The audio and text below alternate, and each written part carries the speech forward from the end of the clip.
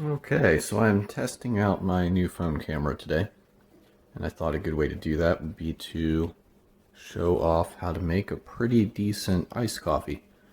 As someone with Lyme disease, temperatures sometimes bother me, and hot beverages sometimes give me trouble. So sometimes when I drink coffee, and I don't do it every day, maybe every other day or every third day, I'll sometimes do iced coffee instead of hot coffee. And so I'll just kind of walk you through that process. And it's really easy to do at home. And yeah, so here we go.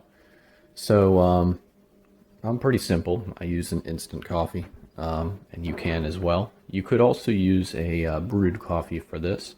What you would need is a little shot in the bottom of your iced coffee cup of like an espresso concentrated coffee, because what we're going to do then is then mix that hot coffee with ice, and then flavoring, and fill up this cup to whatever height you desire. The cup that you are going to want to use for this process should probably be plastic, or something that is not going to be that's not going to have trouble with rapid temperature changes, because we are going to go from basically almost boiling water to an iced coffee temperature. And it helps to also just have a heavy duty cup that you can see I have my coffee in there already. Helps to have a heavy duty cup that you're not going to burn yourself on. So I like plastic. You could use something else like ceramic or whatever, but that might transmit the heat a little better initially. But you probably don't want to use glass, because if you start with boiling water in glass and then add the ice, you could crack the glass depending on the quality of the glass that you're using. So we've got our coffee, and I've already apportioned it in there in the bottom, and we've got our cup. And then I've just boiled some hot water here. So what we're going to do, we're actually going to use this stuff as our coffee fixings, and you can really put whatever you want in there. I use just whipped cream of my choice as my sugar and my sweetener. I found that this works a little better than using a crystalline sugar or something else. But really, you can use whatever you like here. But in my case, since this is so quick and easy, I just fill the cup up with my desired amount of that, which will be my sugar and my creamer. And then you can add whatever else you want. You could just call it a day after that. Or you could add in some flavoring. Sometimes I like to add in caramel, or today we're going to do a little bit of chocolate syrup.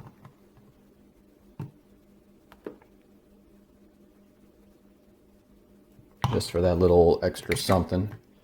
At this point, you could also add in, hazelnut creamers or whatever. And you can balance your coffee by what condiments you put in. You could add in, more creamer, whatever you like, really. But I find that this particular mix is quick. You just grab it and go with the whipped cream and, whatever syrup you're using.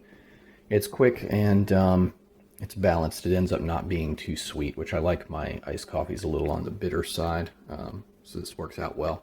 So there we've got our coffee. We've got our cream, our sugar, all our condiments in there.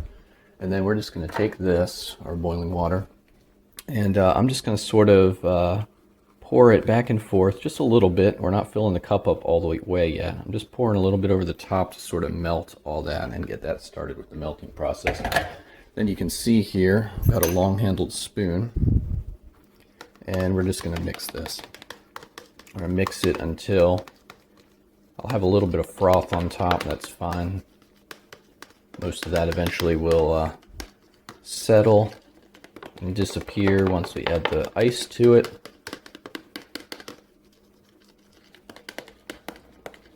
In this case, this is a stirred, not shaken iced coffee. But, if you want to slap a lid on here and have it shaken, not stirred, that works too.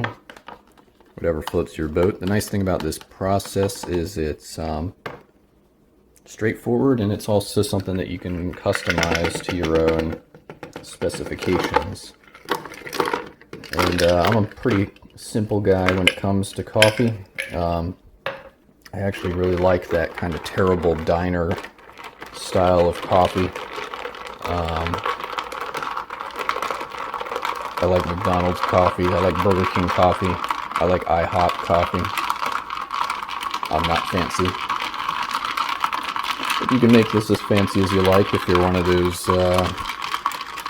Starbucks coffee aficionado types.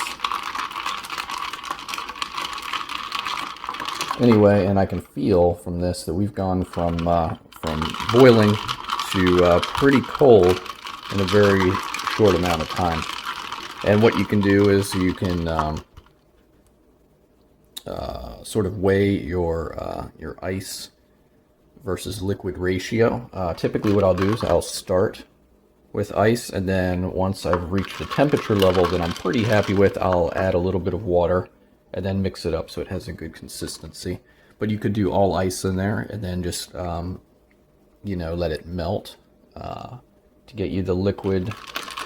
You could you can really just do whatever you like here. And this particular shape of ice isn't the greatest. Probably a crushed ice or a cube ice would be a little better for this sort of thing, but this is what I got and it works pretty well. And yeah, that's about it. So this right here would be a little strong for me. I am going to go ahead and just add a little bit of water and then mix that up. And again, just make sure you get your starting coffee amount appropriate for whatever size, whatever volume of cup and liquid you're aiming for.